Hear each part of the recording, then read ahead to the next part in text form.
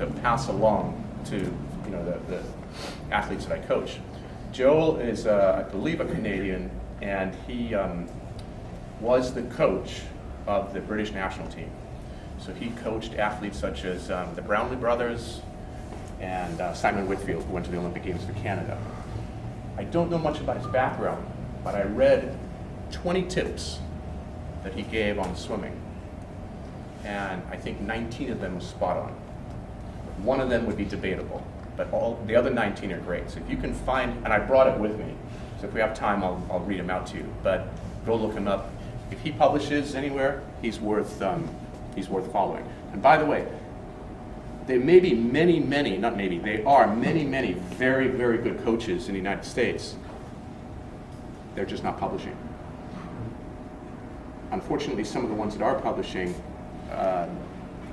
you're not getting the best material because, for whatever reason, guys like Joel don't publish much.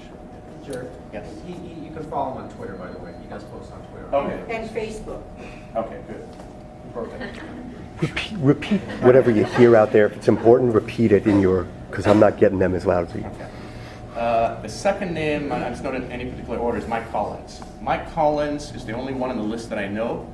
Mike Collins worked with me for a number of years. We produced the first video or DVD on open water back in the 90s. And Mike is a coach in Irvine down south, and he's a triathlon coach and a swim coach.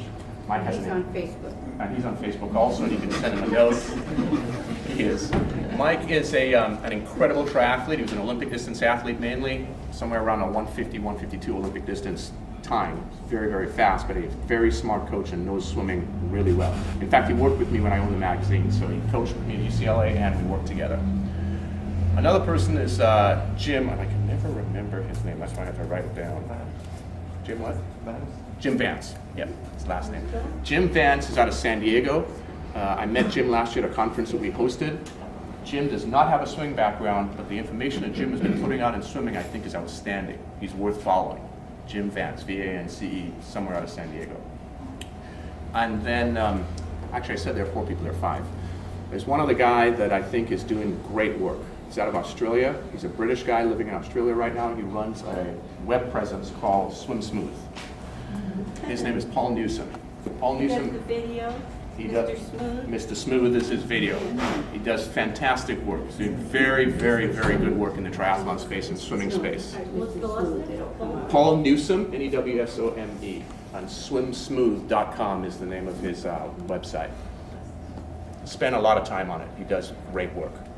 And then there's a fantastic coach that some of you guys might know his name, or may not know his name, but you know the athlete that he coached. Which woman won the Ironman a number of times? Chrissy Wellington. Chrissy Wellington's one of her initial coaches. Sutton. Brett Sutton. Brett Sutton, I'm not sure where he lives, somewhere. Well, he he's moves around. Switzerland, but they're over in Asia is where they do most of their training. Okay, so they have training camps. And Brett, I believe, has a blog. Team TBB. You go to their website, and that's what you're fine. So Team TBB is the name, and Brett publishes some stuff on what they do and how he coaches his athletes.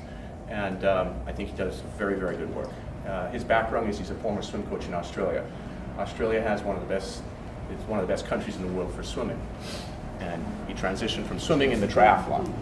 So those are your names. Outside of those names, I'm not aware of any others, and it doesn't mean there are no others. There are many, I'm just perhaps not as aware of them, but I do follow a lot of blogs. Those are definitely 5 names worth following and reading their material. Okay. All right, let's get into really why you're here. How do I swim better?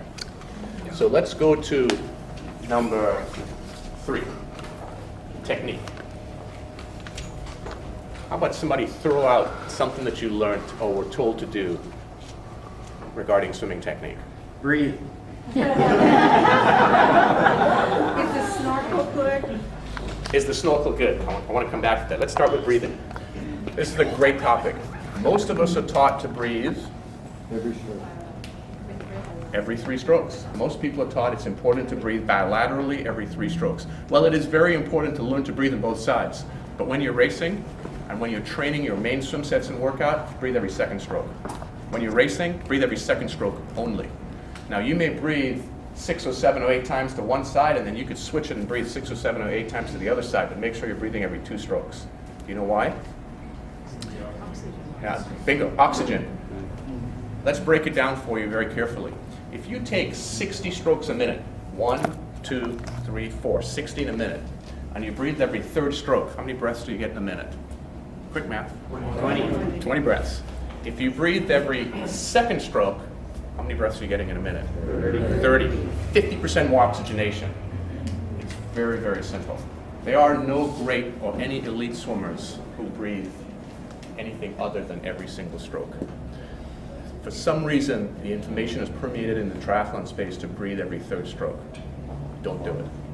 You can train like that at times to help balance mechanics, but in your main swim sets and in your races, every second stroke.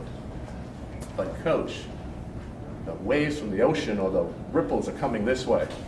Well, then breathe on the other side. Still breathe every second stroke. But I'm only good on my right side. Breathe a few times on your left side, then come back on your right side. But try to breathe every second stroke. Let's break the swimming stroke down now into the mechanics of what's really important in swimming. How many of us have heard about rotation? Forget about it. Okay. How many of us have heard about catch-up stroke swimming almost? One hand catching up to the other. Forget about it. Throw it away, tear all those pages out that you've ever read about it and what you've heard about it, and I apologize in advance if your coaches have told you that. It's not important for triathletes. Nobody here said their name was Michael Phelps. So in your space, it's not important. We could go into why, but I'm going to tell you what the important things are for triathletes. And especially the audience here that's between 20 minutes and 40 minutes, right? And we had a few who were over 40 minutes for a mile. Most important thing, learning to hold your body tautly when you're swimming. Like this. Real firm, long posture, toes pointed, very erect. It seems easy, right? It sounds easy. Most people don't do it. You know why? On land, we've learned to walk since we were babies. And then we fell, and then we walked some more, and then we learned to walk well, and then we ran, and our parents were running after us for a while, and then we became the athletes we are today. Baseball, softball, football, basketball, blah, blah, blah, and then finally triathletes. So you have this structural presence on land and this familiarity with posture on land. And you're very familiar with your, Holger, I'm going to put you in the spot. How much do you weigh? 150. Holger weighs 150 pounds. He's familiar with his 150-pound frame. When Holger goes into the water to swim, do you know how much Holger weighs? 15 pounds. About 90% of the weight is displaced. So now his 150 pounds is 15 pounds in the water. Did I do the math right? I got it? Yeah, okay. And what happens, if we took you right here, right now, and removed 90% of your body weight, you wouldn't really know how to manage your frame real well because you're not familiar with a massive subsidy. When we get into the water, you have a massive subsidy. And if you look at most people swimming, they swim like this. Their heads move around. Their bodies are wiggling around. A lot of this stuff's going on. The body's moving a lot. And that's because those folks, and I can guarantee you, if you're not under 20 minutes, it's everybody in this room for a mile, have some amount of this going on because we haven't learned yet how to hold our bodies really well in the water. That's the foundation. Now, some people talk about it being the word balance.